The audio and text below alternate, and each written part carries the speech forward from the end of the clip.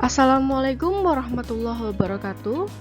Selamat datang pada video pembelajaran program pendidikan kesetaraan paket C PKBM Gandhisena pada mata pelajaran Ekonomi kelas 10. Pada video kali ini, kita akan membahas mengenai modul 1 yang berkaitan dengan memahami ekonomi. Unit 1, pentingnya belajar ekonomi. Berikut pembahasannya.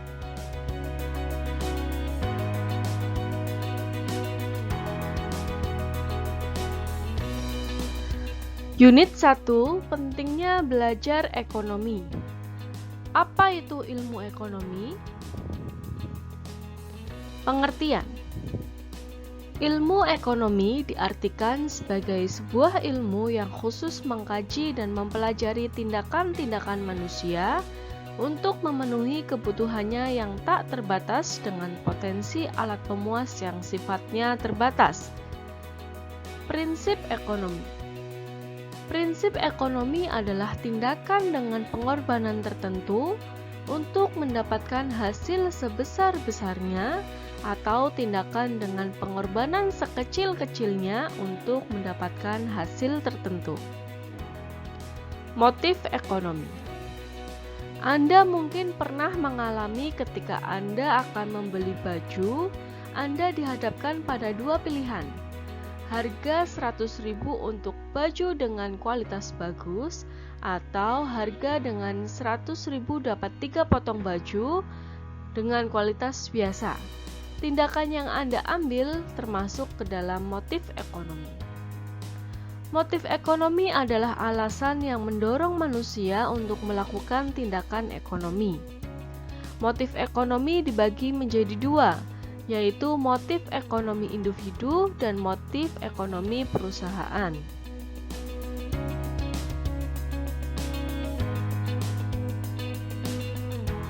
Motif ekonomi individu antara lain motif memenuhi kebutuhan, motif mencari kekuasaan ekonomi, motif mencari penghargaan, motif sosial. Sedangkan motif ekonomi perusahaan antara lain motif mencari laba, motif menghasilkan produk tertentu dengan biaya seminimal mungkin, dan motif menjaga kontinuitas perusahaan.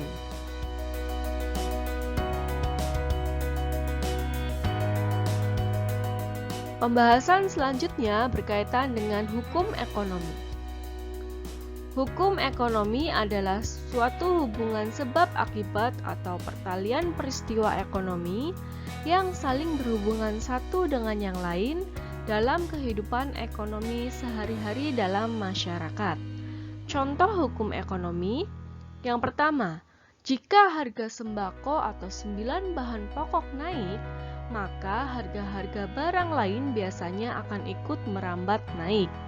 Contoh yang kedua, apabila pada suatu lokasi berdiri sebuah pusat pertokoan hypermarket yang besar dengan harga yang sangat murah, maka dapat dipastikan peritel atau toko-toko kecil yang berada di sekitarnya akan kehilangan omset atau mati gulung tikar. Contoh yang ketiga, jika nilai kurs dolar Amerika naik tajam, maka banyak perusahaan yang modalnya berasal dari pinjaman luar negeri akan bangkrut. Contoh yang keempat, turunnya harga LPG akan menaikkan jumlah penjualan kompor gas baik buatan dalam negeri maupun luar negeri. Dan contoh yang kelima, semakin tinggi bunga bank untuk tabungan, maka jumlah uang yang beredar akan menurun dan terjadi penurunan jumlah permintaan barang dan jasa secara umum.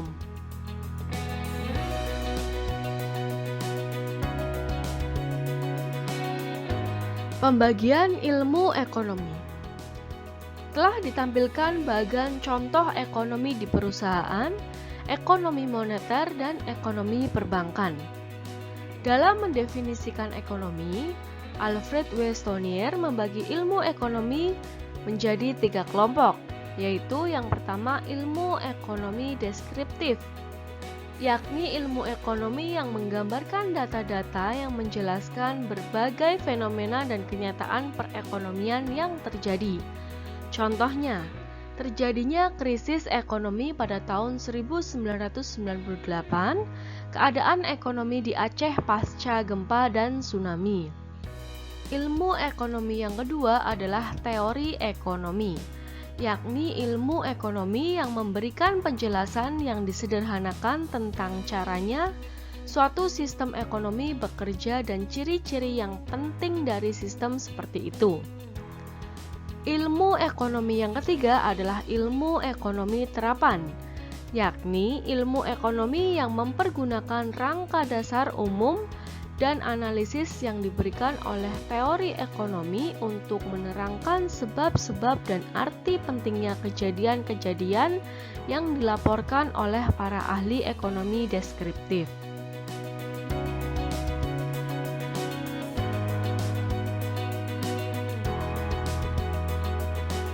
Pengelompokan ilmu ekonomi kembali terjadi pada tahun 1930-an dan para ahli membaginya menjadi dua, yaitu ekonomi makro atau macroeconomics dan ekonomi mikro atau microeconomics. Yang pertama, ekonomi mikro atau microeconomics. Ilmu ekonomi mikro adalah cabang dari ilmu ekonomi yang mempelajari perilaku konsumen dan perusahaan serta penentuan harga pasar dan kuantitas faktor input, barang dan jasa yang diperjualbelikan. Ekonomi mikro meneliti bagaimana berbagai keputusan dan perilaku tersebut mempengaruhi penawaran dan permintaan atas barang dan jasa yang akan menentukan harga, dan bagaimana harga pada gilirannya menentukan penawaran dan permintaan barang dan jasa selanjutnya. Individu yang melakukan kombinasi konsumsi atau produksi secara optimal bersama-sama individu lainnya di pasar akan membentuk suatu keseimbangan dalam skala makro dengan asumsi bahwa semua hal lain tetap sama atau ceteris paribus. Yang kedua adalah ekonomi makro atau macroeconomics. Kebalikan dari ekonomi mikro ialah ekonomi makro, yang membahas aktivitas ekonomi secara keseluruhan, terutama mengenai pertumbuhan ekonomi, inflasi, pengangguran, berbagai kebijakan perekonomian yang berhubungan, serta dampak atas beragam tindakan pemerintah, misalnya perubahan tingkat pajak, terhadap hal-hal tersebut. Ekonomi makro adalah studi tentang ekonomi secara keseluruhan, menjelaskan perubahan ekonomi yang mempengaruhi banyak rumah tangga atau household, perusahaan, dan pasar. Ekonomi makro dapat digunakan untuk menganalisis cara terbaik untuk mempengaruhi target-target kebijaksanaan seperti pertumbuhan ekonomi, stabilitas harga, tenaga kerja, dan pencapaian keseimbangan neraca yang berkesinambungan.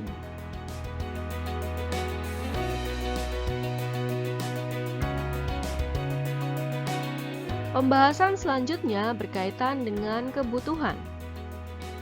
Kebutuhan adalah segala sesuatu yang diperlukan manusia terhadap benda atau jasa yang dapat memberikan kepuasan dan kemakmuran kepada manusia itu sendiri, baik kepuasan jasmani maupun kepuasan rohani.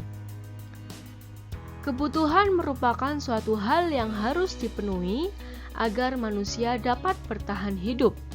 Kebutuhan manusia sifatnya tidak terbatas. Sebagai contoh, ketika seseorang belum memiliki rumah, maka ia menginginkan rumah. Namun, ketika telah memiliki rumah, selanjutnya memikirkan bagaimana rumah itu memiliki perabot. Apakah cukup sampai di situ? Tentu saja tidak.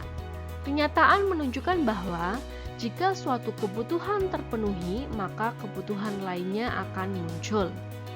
Untuk sementara waktu, seseorang tadi mungkin telah merasa puas setelah memiliki rumah berikut dengan isi perabotnya. Namun, suatu ketika ia masih akan menginginkan mobil, villa, dan lain sebagainya yang jika disebutkan satu persatu tidak akan cukup karena terlalu banyak jenis kebutuhan manusia yang harus dipenuhi.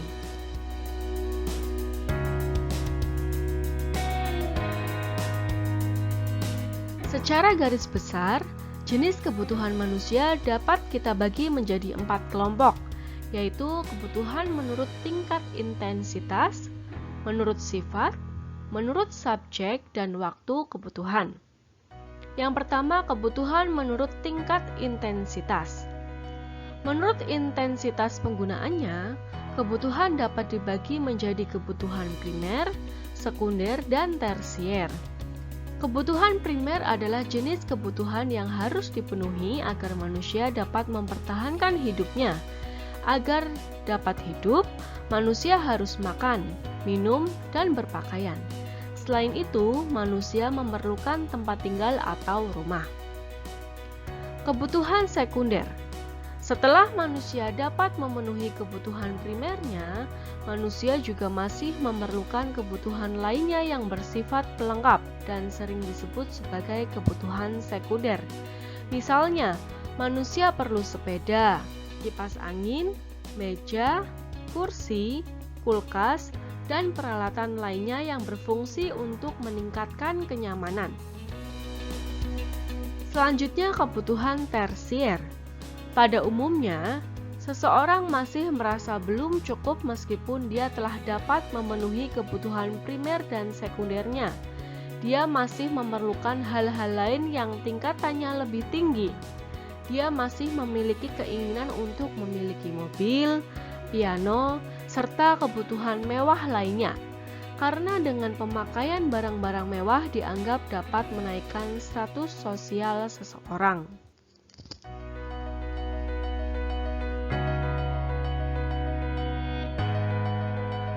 Selanjutnya, kebutuhan menurut sifat. Jenis kebutuhan ini dibagi atas dasar sasaran dari alat pemuas kebutuhan yang digunakan, yaitu yang pertama kebutuhan jasmani, adalah kebutuhan yang berhubungan dengan jasmani. Kebutuhan jasmani antara lain pakaian, makanan, dan minuman. Kebutuhan ini seringkali dipersamakan dengan kebutuhan primer. Yang kedua, kebutuhan rohani, adalah kebutuhan yang bersifat kejiwaan. Misalnya, agar terhindar dari kebosanan rutinitas sekolah, kita perlu menghibur diri dengan mendengarkan musik atau menonton film. Sebagai makhluk beragama, kita pun ingin menjalankan ibadah dengan baik. Yang ketiga, kebutuhan menurut subjek. Menurut subjek yang membutuhkan, kebutuhan dapat dibedakan menjadi kebutuhan individual dan kebutuhan umum. Yang pertama, kebutuhan individual, menunjuk pada kebutuhan tiap-tiap orang yang berbeda-beda. Suatu misal, petani membutuhkan cangkul dan pupuk, sedangkan guru membutuhkan buku pelajaran dan kapur tulis. Yang kedua, kebutuhan umum, berhubungan dengan penggunaan barang dan jasa oleh banyak orang. Sebagai contoh, jalan raya atau jembatan penyeberangan digunakan oleh semua orang yang akan menyeberangi jalan.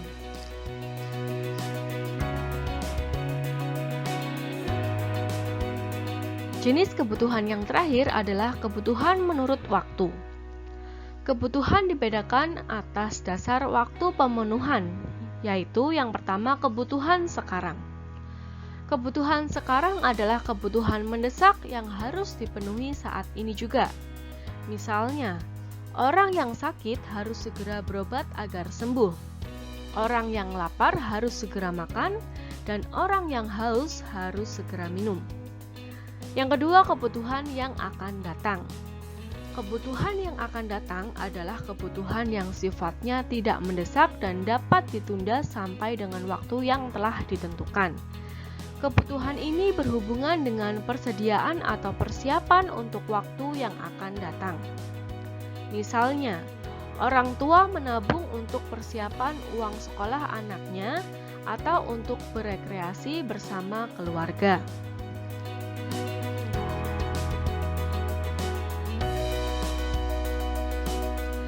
Kelangkaan. Pengertian kelangkaan. Pada setiap bidang kehidupan, terlihat adanya kelangkaan. Di daerah perkotaan banyak tanah digunakan untuk tempat pemukiman sehingga lahan untuk pertanian sangat kurang. Seseorang baru dapat memperoleh sumber daya setelah mengeluarkan berbagai pengorbanan.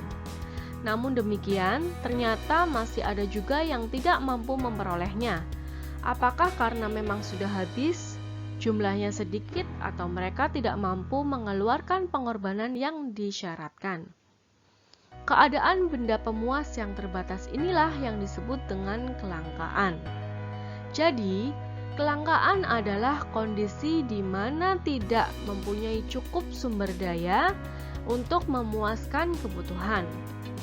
Kelangkaan menurut ilmu ekonomi mengandung dua pengertian, yaitu langka karena jumlahnya tidak mencukupi dibandingkan dengan jumlah kebutuhan, atau langka karena untuk mendapatkannya dibutuhkan pengorbanan.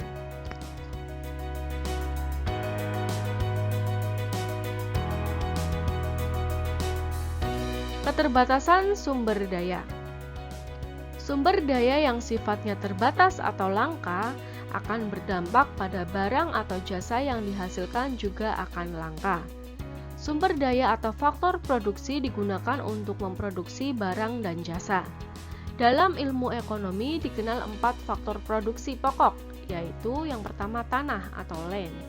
Sumber daya tanah terbatas atau langka karena bila kita menggunakan tanah tertentu untuk bangunan, maka kita tidak dapat lagi menggunakannya untuk lapangan sepak bola.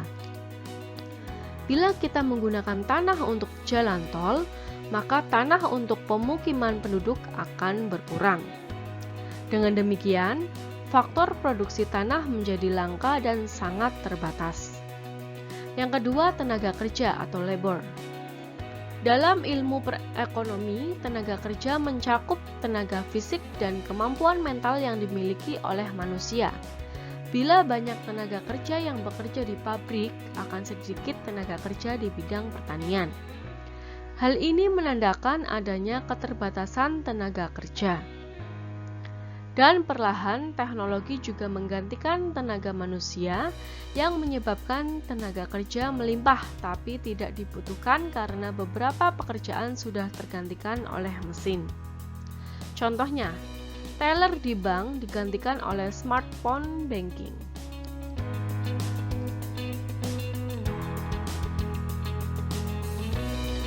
Keterbatasan sumber daya yang ketiga adalah modal atau kapital. Jumlah kapital terbatas karena kemampuan manusia untuk menghasilkannya juga terbatas. Contoh, bila modal yang ada terlalu banyak digunakan untuk memproduksi lemari es, maka modal untuk menghasilkan perahu, kapal terbang, dan jalan raya harus dikurangi. Saat sekarang ini, terdapat berbagai peluang usaha yang tidak harus memiliki modal sendiri, seperti Gojek. Tidak perlu memiliki motor atau mobil sendiri untuk bisnis angkutan. Dan keterbatasan sumber daya yang terakhir adalah kewirausahaan atau entrepreneur. Banyak produk yang tidak mampu dihasilkan karena tidak adanya faktor pengusaha. Faktor produksi pengusaha merupakan faktor yang sangat menentukan karena walaupun terdapat 3 faktor produksi lainnya, tanpa ada keahlian dalam mengolah pengusaha, semuanya tidak akan berarti.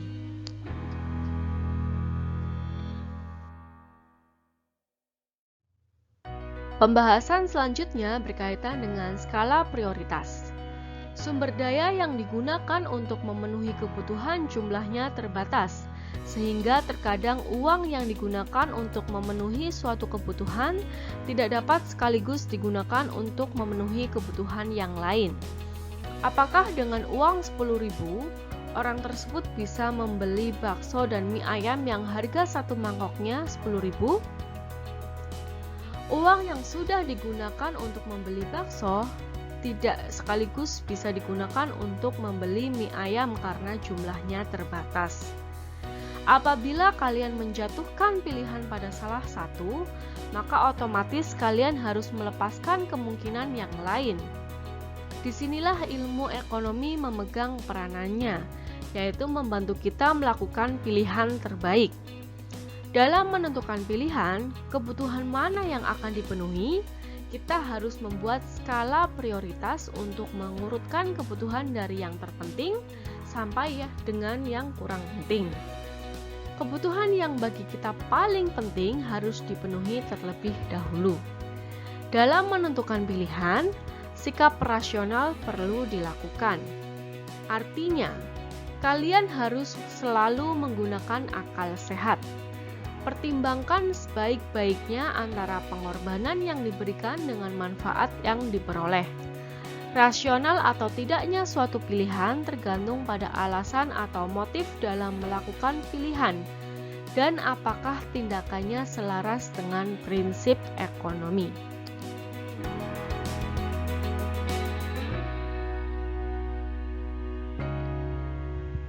Yang keempat adalah biaya peluang. Biaya peluang muncul ketika seseorang dihadapkan pada beberapa pilihan dan dia harus memilih salah satunya. Biaya peluang adalah nilai barang atau jasa yang dikorbankan karena memilih alternatif kegiatan. Biaya peluang diukur dengan manfaat yang harus dilepas karena tidak dipilih. Konsep biaya peluang selalu dipertimbangkan pada setiap pengambilan keputusan dalam pemenuhan kebutuhan atau melakukan kegiatan ekonomi. Contohnya, seseorang memiliki tabungan sejumlah Rp500.000. Dengan uang sebesar itu, ia memiliki kesempatan untuk pergi berlibur atau membeli pakaian. Jika ia memilih untuk membeli pakaian, ia akan kehilangan kesempatan untuk berlibur dengan teman-temannya. Begitu pula sebaliknya, apabila ia memilih untuk berlibur, ia akan kehilangan kesempatan untuk membeli pakaian. Kesempatan yang hilang itulah yang disebut sebagai biaya peluang.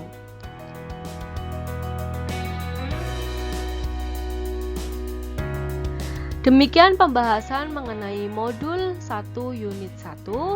Kami dari PKBM Gandhisena mengucapkan terima kasih.